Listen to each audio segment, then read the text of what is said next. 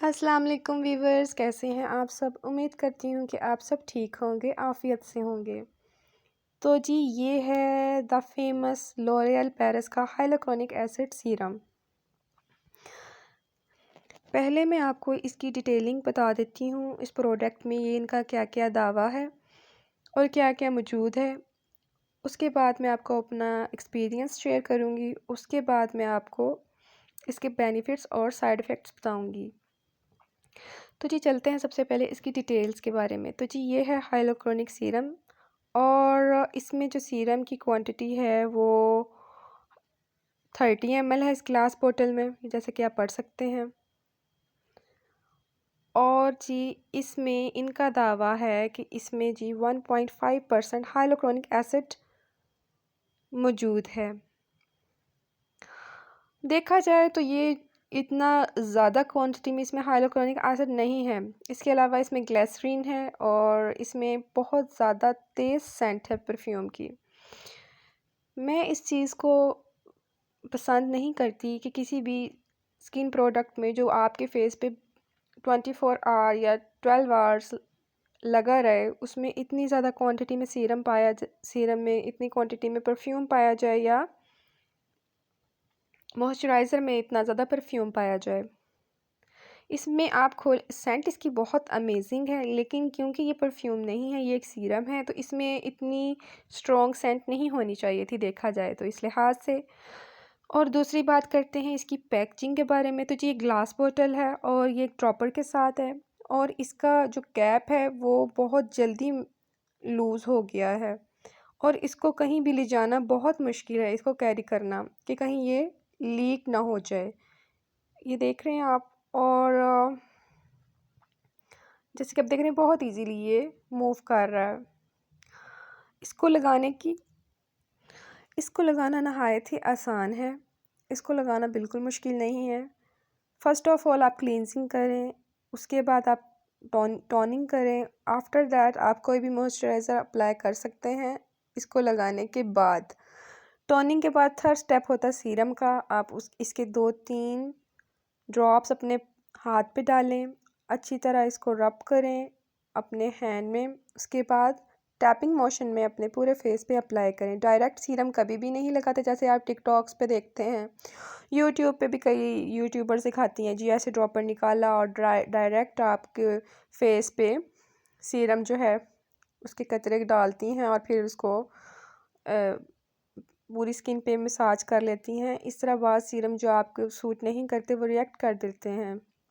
इसलिए लिहाजा हमेशा आपको हाथ पे डाल के हल्का सा मसाज करके पूरे फेस पे टैपिंग मोशन में लगाना चाहिए। अपनी आंखों को मत भूलिएगा। हाइलुरोनिक एसिड अगर आप इस्तेमाल कर रहे हैं वो अंडर आइज़ भी लग जाता है। और इसके अलावा अपनी नेक को भी आपने नहीं भूलना, क्योंकि नेक पे सबसे पहले एजिंग स्टार्ट होती है।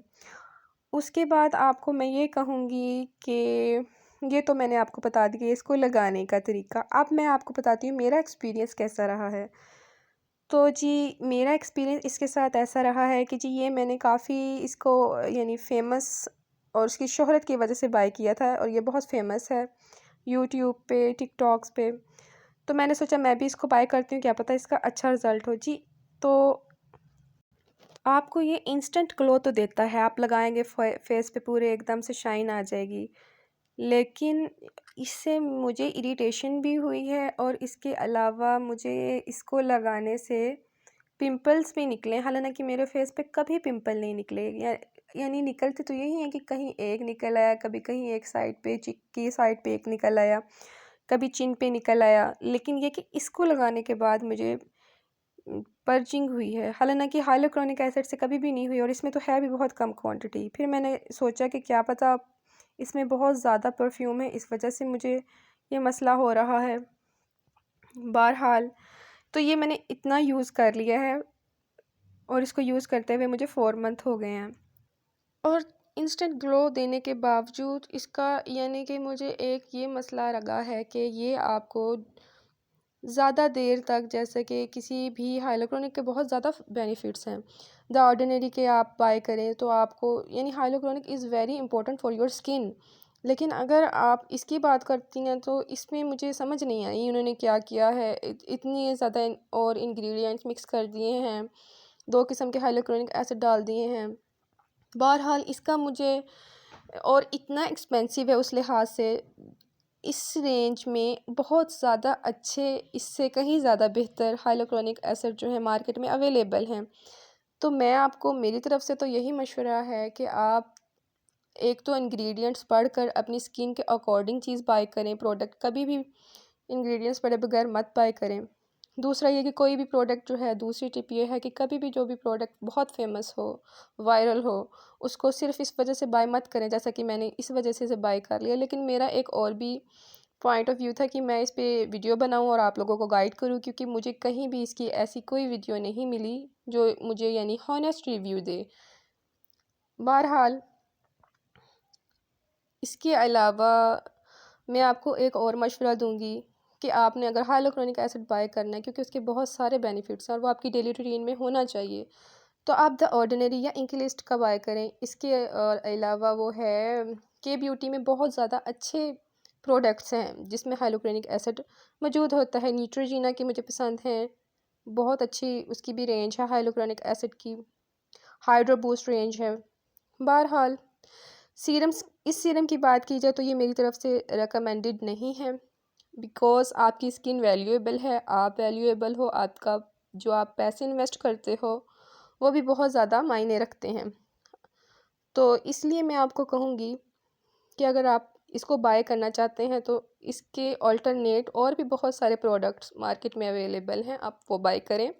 इसको आप रहने दें, लेकिन फिर भी अगर आप चाहते हैं बाय करना तो वो मुकम्मल तौर पर आप पे मुनहसर है। अब किसी को मैं मजबूर तो नहीं कर सकती अगर वो चाहता है कोई चीज़ बाय करना, हर सूरत उसके साइड इफ़ेक्ट्स देख के, उसके बावजूद भी।